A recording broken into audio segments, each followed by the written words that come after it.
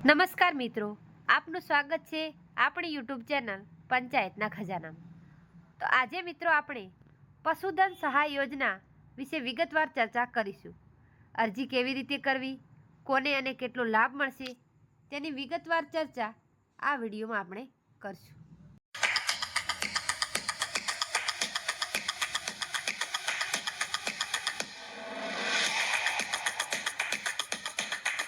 તો મિત્રો, પશુધન વીમા સહાય યોજના શું છે તેની વિગતવાર આપણે જોઈએ.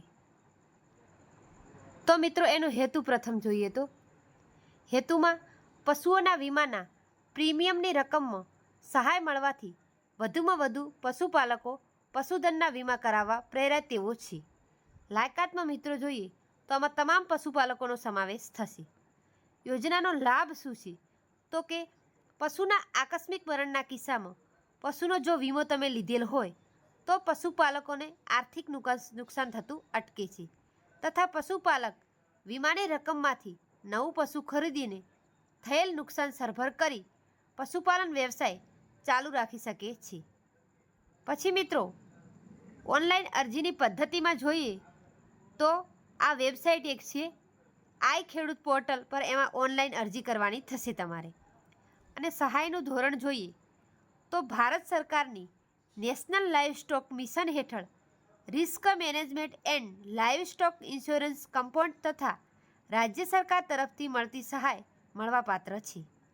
આની અમલીકરણ સંસ્થાઓમાં જોઈએ તો આ યોજનાના પ્રથમ તબક્કાનો અમલ રાજ્યના કચ્છ અને સૌરાષ્ટ્ર જિલ્લામાં કરવામાં આવશે. પછી મિત્રો, યોજનાનું અમલીકરણ ગુજરાત પશુધન વિકાસ બોર્ડ ગાંધીનગર મારફત કરવામાં આવશે. ઉક્ત યોજનામાં નજીવા દરથી પશુપાલકોના પશુઓના વીમા નિયત થયેલ કંપની દ્વારા લેવામાં આવશે. વીમો લેવા માટે મિત્રો પ્રીમિયમની વાત કરીએ તો ગુજરાતનો પશુપાલક વીમા કંપનીને માત્ર ₹100 પ્રીમિયમ ચૂકવીને પોતાના પશુને વીમા કવચથી સુરક્ષિત કરી શકશે.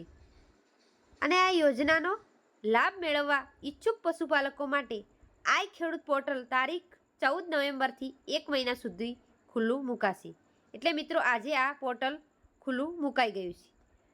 પ્રતિ પશુપાલક 1 થી 3 વેતરના હોય તેવા ગાય ભેંસ વર્ગના મહત્તમ 3 પશુઓ માટે આ સહાય ચૂકવવામાં આવશે.